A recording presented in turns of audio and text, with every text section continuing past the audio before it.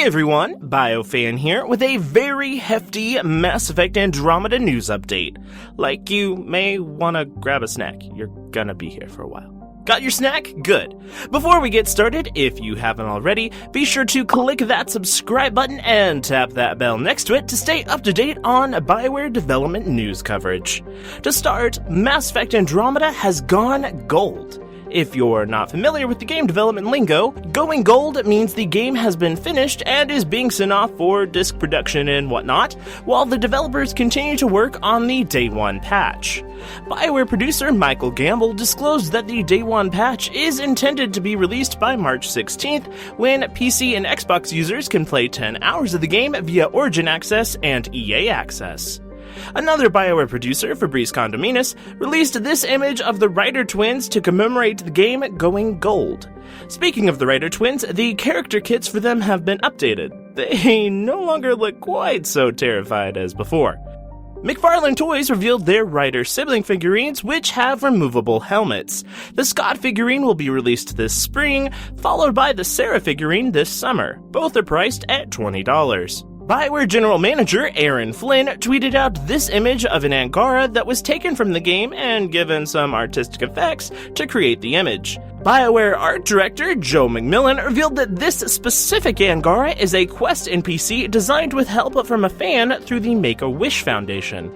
This tweet from BioWare Development Manager Mary-Renee Brisebois may suggest that the unknown character Kumail Nanjiani is voicing may be a romance option, or she could simply just be joking about the pretty good banging hashtag. Or both. My favorite gorgeous, wonderful, beautiful golden nomad skin was designed by BioWare technical artist Nick Sadler. You will be able to share your custom face creations, not with the code, but something better.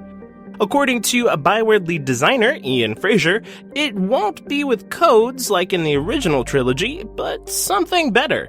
This will apply to both of your Ryder siblings. More on this later. Environmental hazards, such as extreme heat and radiation, do not affect your weapons or powers. There is no cap on the number of saves you can have, just the disk space on the platform you're playing on. New images of Cora, Liam, Vetra, and Jal were released in phone background dimensions. In addition to your armor, you can customize the colors of your casual outfit as well. Regardless of which twin is your protagonist instead of your sibling, the facial presets don't change. The environmental effects on your armor increase the longer you're in the environment. Sarah is about 5'6", and Scott is a little bit over 6 foot. You cannot dual-wield weapons. To replenish your ammo, you'll find raw materials that your Omni tool can repurpose into thermal clips. Another image of our 1400-year-old, or 2000 if you count cryostasis, Krogan squadmate Drac was released over social media. There are currently no plans for any platform-exclusive DLC. Lucas Christensen is Liam's writer. Christensen also wrote Sarah in Dragon Age Inquisition and has worked on every Mass Effect game to date. Not really related to Andromeda, but we did get confirmation that Garrus would indeed find Femshep if she survived the destroy ending of Mass Effect 3. Mass Effect Andromeda was designed to be totally fine for new players to pick up who haven't played the original trilogy. There aren't profiles in Andromeda's multiplayer. You'll be playing as fixed classes. Health regeneration works differently than Mass Effect 2 or Mass Effect 3. You cannot customize the default Scott and Sarah face used in marketing and promotion. All of the presets are scanned from face models, but the Scott and Sarah you've seen thus far can't be tweaked. Kay Bess has been listed on IMDb as voicing a character named Piran Shay. Not 100% confirmed, as before launch, IMDb is essentially a moderated wiki, but it would be very odd for an entirely unannounced character to be added along with a voice actor. The name kinda sounds Angaran to me, but we'll see soon enough with launch only a few weeks away. A bunch of new images were released on various press sites. The first shows Alec Ryder, your father, in his N7 armor. Next, we get a close-up of Sarah. I'm not sure what's going on in the background, but there's quite a lot of glowy stuff. Next up is this close-up of Liam, followed by this female character that BioWare producer Billy Buskell hinted was a multiplayer character. The next image shows Sarah and her father talking to each other. I wonder if this is early on in the game, as we're somehow going to be filling his position as Pathfinder. Next is 2 images of the Ket. There will be a presentation of Mass Effect Andromeda at PAX East on March 10th from 4 to 5 p.m. New gameplay will be shown off, and there will also be an audience Q&A. The second video in the gameplay series was released, showing off the Favorites feature, which enables you to have a total of 12 abilities at your disposal in combat, and a few more combat goodies.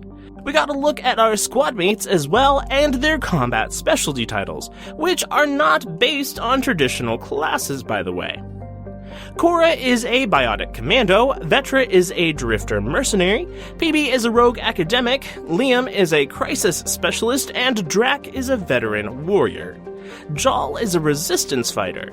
This one I find most curious because I wonder if it suggests that there's a conflict among the Angara, thus leading to a resistance. We'll know for sure pretty soon. The next installment in the gameplay series will focus on exploration, as well as scanning planets and things of interest in space.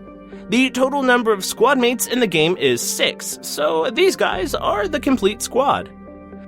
BioWare released a voice actor interview showcasing Natalie Dormer as the voice of Dr. Lexi t-perro, the Asari doctor aboard the Tempest.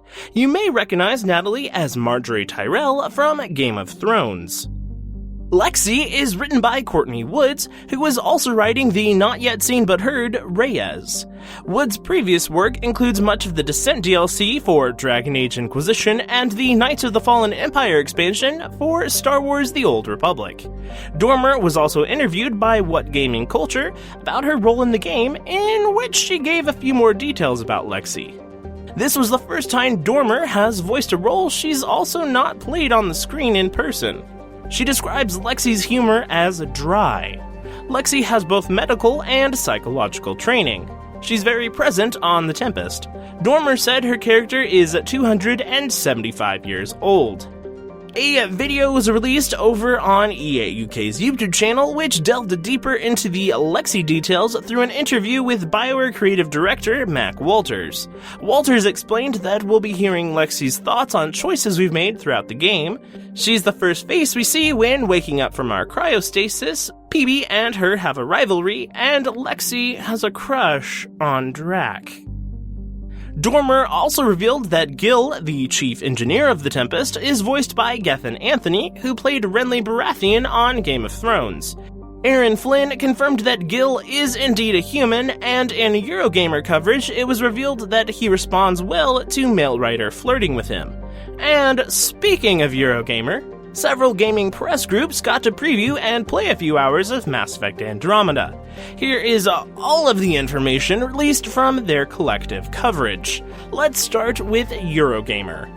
The Ket come in a variety of different shapes and sizes, one of which they thought resembled a Varen. During the prologue, when your shuttle is shot out of the sky and you descend to Habitat 7, there are many optional paths to take in the open environment. Examples were caves with Ket camps that provide loot and rescuing a survivor of the crash. It suggested that Ryder can wear casual outfits in the hub areas, such as the Kadara marketplace. What we saw of it previously with Ryder in armor may have just been manipulated for the trailer visuals, or what I like to call trailer magic.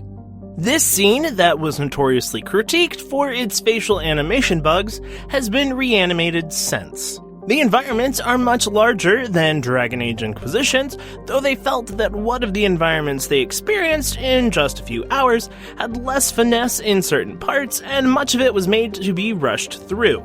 In previous coverage, I explained that some parts of the environments are specifically designed to be good spots for driving the Nomad, so maybe this is it.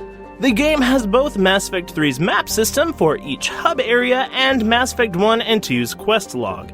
You can look back at missions you've completed and what choices you've made during them. They described the Tempest as sleeker, brighter, and more homely than the Normandy. They thought Vetra was warmer than Garrus and more reminiscing of Tali, and she has a little sister who came along with her to Andromeda that she's very protective of. PB lives in one of the Tempest's escape pods. You'll note from this blueprint that it's up front near the bridge of the ship.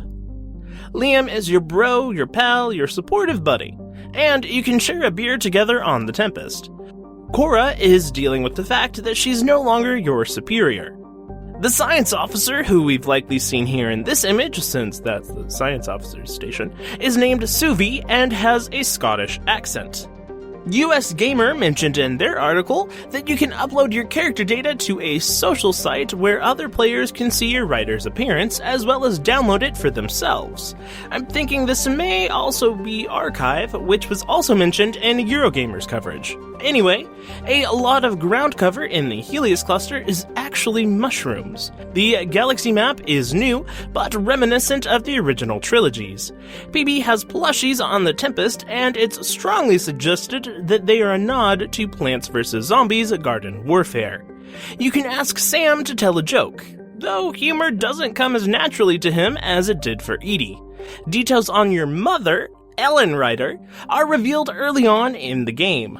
Your father, Alec Ryder, will be a little bit distant. The Solarian arc is Parcero, the Asari arc is Lunesia, and the Turian arc is Narantis. Of course, the human arc is Hyperion.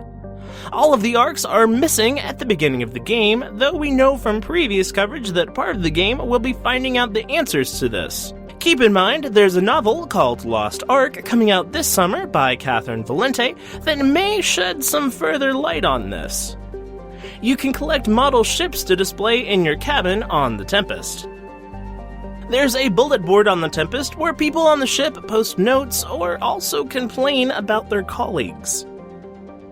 Press from Trusted Reviews reported a number of things in their preview experience, including, it appears as though Sam may already be a part of Ryder when the game begins. You wake up when Hyperion is already orbiting Habitat 7. Their press team thought the facial animations still needed some work, but keep in mind they were playing a previous build. BB has an ex-girlfriend she recently broke up with, her loss, which you can talk to her about over drinks. Reyes' surname is Vidal, and you first meet him on a bar on Kadara. You can speak with him about freeing a prisoner that's being held. I wonder if this prisoner is the Van Terev we heard about in the Game Awards gameplay trailer. Reyes later helps you find a back way into reaching the prisoner's cell, where then you discover the solution to freeing him lies on another planet.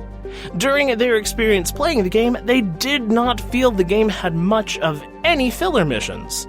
They released this image as well, which I think may be from inside Hyperion. Game Informer had more to add from their time with the game, such as that you can have pink hair and possibly a mullet. You can select what kind of training you received back in the Milky Way at the beginning of the game. The options are Security, Biotic, Technician, Leader, Scrapper, and Operative. These do not lock you into specific skills or a specialization or anything, it just provides a boost to certain skills. Certain enemies you come across, depending on the circumstances, can kill you in one hit. You upgrade and customize your weapons and armor on the ship, and you can't do so out in the field. The game autosaves pretty frequently. The Game Informer press were loaded back to only a minute or two before their writer died. There's no option to turn off the life bars above enemy heads. You meet with your crew in a room on the Tempest, I'm thinking this area, dunno, just kinda looks like a gathering point to me, to discuss important missions and even important side quests. Female writer can flirt with our Solarian pilot, Calo Jath. They released this new image. In the way back is a remnant Volt Tower glowing red and blue like this one in the End 7-Day trailer. And the glowy green stuff is very likely remnant related. While the Tempest is smaller in size as a whole, the areas you can actually walk around in, to them, felt larger than the Normandy. While inside the Nomad, you can press and hold an evacuation button to immediately return to the Tempest. They felt that doors took an annoyingly long time to open in the game.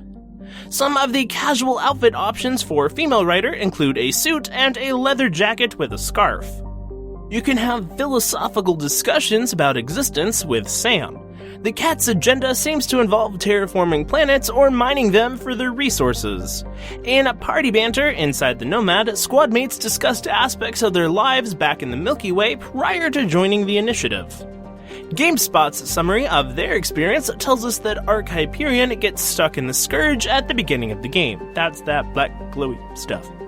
You can name both weapons and suits of armor that you craft. While this was an older build that doesn't reflect the current state of the game, they felt concerned over a few things that still needed to be polished in the little time remaining before launch, such as the cutscenes missing sound, lip syncing that was a little bit off, there were frame rate drops occasionally, and some NPCs were lacking texture. Suvi is both passionate about science and devout in her religious faith. Gil questions why he joined the Andromeda initiative, but determines it was to find purpose in his life. Vetra was well-connected and specializes in information gathering. She struggles with self-worth and self-confidence. Jal feels like an outsider among those from the Milky Way, and he's trying to fit in.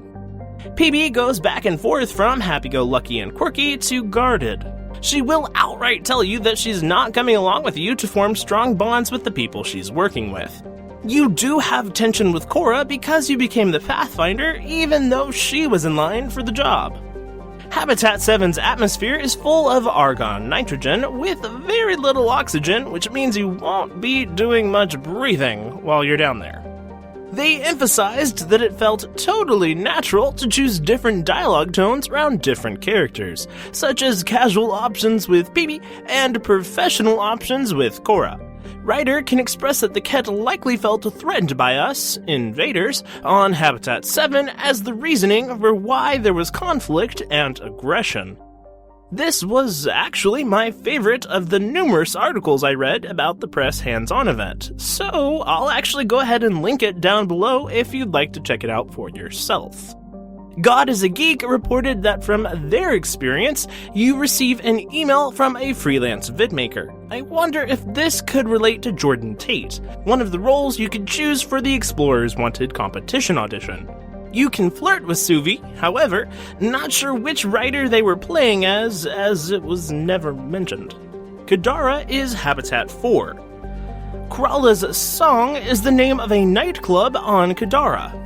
They describe the Outcast faction as pirates and the Collective faction as smugglers. The article mentions Geth architecture, so naturally my first reaction was, what?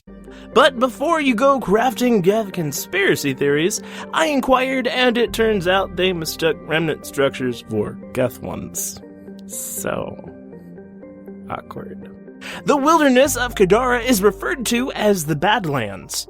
There are places to explore that are somewhat hidden in space, such as celestial bodies and wrecked ships. PC Gamer interviewed Ian Fraser and asked him about the time-sensitive missions, to which he replied, so there's nothing that's explicitly time-sensitive, but there are two things that are kind of in that vein. One is, there's a handful of quests that if you finish the main story, are no longer accessible, but it's a pretty small percentage. But the vast majority of the game, including loyalty missions, Mass Effect 2 style, you can do even after you finish the main story. Most parts are still open. The other thing we have quest content that gets unlocked in a time-based manner. Like, okay, you've been to 3 different planets. It's time that you find something new. But it's not that your whole crew has died because that many missions have passed. It's just more content is available to you. We do it to not drown you. Fraser also discussed how the journal system will track the choices you've made in the game, stating, what that does is track your particular experience, what's been happening with your writer, what are the main story decisions you've made, what kind of relationships have you formed with your family, squad mates, and crew, and some other key characters, and finally your psych profile, which is tracking, okay, you have only ever taken the casual option every single opportunity, or you take every single interrupt or narrative action the moment they're available. You're super impulsive and super casual. It'll give you that clear feedback on what you've chosen to be, but it's purely there so you understand what you've made. It's not feeding back into a system somewhere else. So there's no sense of that if you want to get a golden gun, you're going to have to take the serious option every time. We're trying to keep it open. Fraser explained that there is an array of relationship types with the romance options. Some are serious and committed, some are flings, and some are flings that can become serious depending on the choices you make. PC Games N confirmed from their hands-on experience that Suvi's last name is Anwar, she sits across from Callow, and she has ginger hair. So that basically confirms that this is her. Long story short, I did some digging and discovered that Katie Townsend, who you may remember as Kate in Fallout 4, could have been voicing Suvi as she's Scottish, and the voiceover director, Caroline Livingstone, several Andromeda voice actors, and BioWare writer Cheryl Chi all follow her on Twitter. She also happens to follow several of them as well. I inquired about it with the developers, and Ian Fraser later confirmed that she is indeed Suvi's writer. She is also writing your favorite female Turian squadmate, Vetra. As a result of my inquiry, Katie Townsend was later confirmed as the voice of Suvi. It's hinted that Sam will help uncover more about the writer family's backstory. This next bit is something that I am very excited to tell you about, as it is the number one question that I am most frequently asked about. Here we go! According to Fabrice Condominis, you should look for the Quarians in Mass Effect Andromeda. If you want to know what happened to them, where they are, be careful of the choices you make and pay attention. Flynn confirmed that Reyes, heard in the Game Awards gameplay trailer, is not a Quarian, and teased that we may be the last hope for the Quarians. Maybe. He did also say to just play the game and see what happens. It seems that the journey from the Milky Way to Andromeda took exactly 634 years. You'll be able to decide at the beginning of the game whether Shepard was male or female, probably for references and things and pronouns and whatnot. There is a site being set up called Mass Effect Archive to forward your Andromeda saves. I'm guessing this may be used in a similar way to the Keep for Dragon Age. There is no save transfer from the original trilogy. IGN's coverage detailed that there are ranks for schematics: bronze for common, silver for uncommon, and gold for rare. The rarer the schematic, the more research data you have to collect to unlock it. The galaxy map will even tell you which planets you've yet to visit, indicated by an exclamation point. OzGamer confirmed through their experience and this Twitter exchange with my friend, Twitch streamer Ash, aka Lady Insanity, that they were able to pursue Jal in a romance as female writer. They interviewed Fabrice Condominis, who clarified that it's hard to romance Jal as you have to make the right choices. Just to recap on every single romance option we know so far, Cora can be romanced by a male writer, but no word on if female writer can romance her. Yet. PB can be romanced, but given that she had an ex-girlfriend, I'd say it's 99.99% likely that she can be romanced by a female writer. I literally see no reason why not. I asked, and I tried. Being that Asari sexuality is pretty fluid, I see no reason at all why a male writer couldn't as well. But again, going by what we know here. Jal can be romanced by a female writer. No word on if male writer can as well. Yet. Vetra can be romanced, but no word by which of the writer twins yet, though. Male writer can, at the very least, flirt with Gil Brody. You can, at the very least, flirt with Suvi. But we're not sure whether it's male or female writer, or both, who can do so. Female writer can at least flirt with Callow. You can't romance your sibling. Even though we have Marjorie and Renly voicing characters in the game, this is not Game of Thrones, folks. This new image of Habitat 7 comes to us from Mass Effect France. Kinda Funny Games detailed in their coverage that you can give writer face tattoos in the character creator. Another Andromeda Initiative briefing was released in which your squadmate, Liam Costa, goes over how guns work in the game. It's pretty if you've played any Mass Effect game before or have kept up with the trailers, but pretty informative for those who are new to the series or shooting games in general. The PC requirements for the game have finally been released. You will acquire the Chroma Silver Nomad skin that's been teased at the end of recent trailers by completing the Andromeda Initiative training videos. There's still one remaining. Andromeda Initiative hoodies are now for sale on the BioWare store. If you pre-order, you'll save $10 off your purchase for a total of $50, not including shipping. Needless to say, I hardcore caved. You can order your squad mates to attack, defend, or rally. Squad mate loyalty missions have story consequences, though they won't result in the death of any of your squad. As discussed in previous news coverage, none of your squad mates or crew will die. Doesn't mean that horrible things can't still happen though. It's only squad mates that specifically have loyalty missions, though the crew do have missions of their own. There are armors that obscure your face entirely, like the Blood Dragon armor from the original trilogy. As always, there's a toggle on and off option for the helmets, though I'm not sure if it affects this kind of armor. Ryder can't use Havoc Strike, it's just Liam's ability. I wonder if the other squad mates also have exclusive abilities as well. You can recustomize your Ryder siblings upon beginning a New Game Plus playthrough. The Nomad can go through shallow water, but it's no submarine. Suvi is not racist nor xenophobic. You cannot customize the color of your guns. You can respec Ryder and squad mates in the Tempest's medbay. For reference, this is how Helios is spelled. John Pisano, the rumored composer for Mass Effect Andromeda's music, in addition to being followed by both Tom Taylorson and Aaron Flint, has been retweeting some Andromeda-related things lately. I'd say this pretty much makes him as confirmed as it gets, without a formal announcement. There has been corrected and updated information on the new comic book series, Mass Effect Discovery. It will be 4 issues, not 5, the first of which will be released on May 24th. See previous news coverage for more info about the comic series. Your ability set favorites cannot be custom named. It looks like there's at least one braided hairstyle in the character creator. You can also give Ryder scars if you want. It'll be pretty clear that the final main story mission is available when the final main story mission is available. When you complete it, only a little bit of side content will become unavailable. Most everything else is still free for you to do.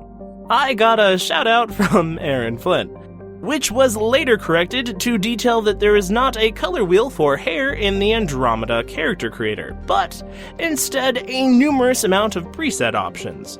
There is, however, a color wheel for other things. You can also apply highlights to hair, and there are multiple shades of both green and pink for hair color options. We may get to hear some of the game's soundtrack before launch. It doesn't look like we'll be able to wear glasses. The aliens back in the first reveal trailer for the game were indeed Ket.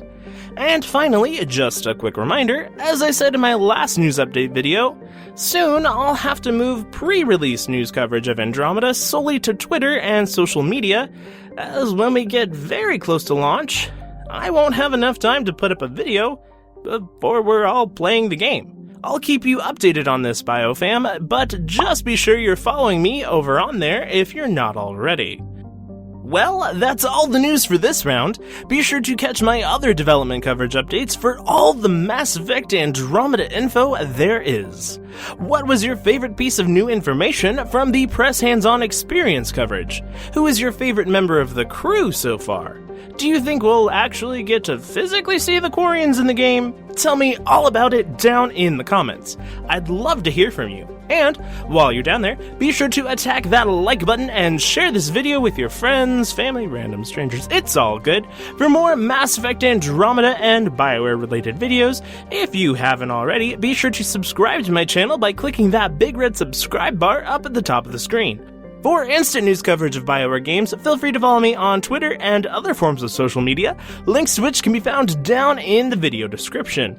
If you like my videos and would like to help support my channel and improve its quality, head on over to my Patreon page to donate. For more information about my Patreon page and the donation process, there's a video here on the screen with all of that as well.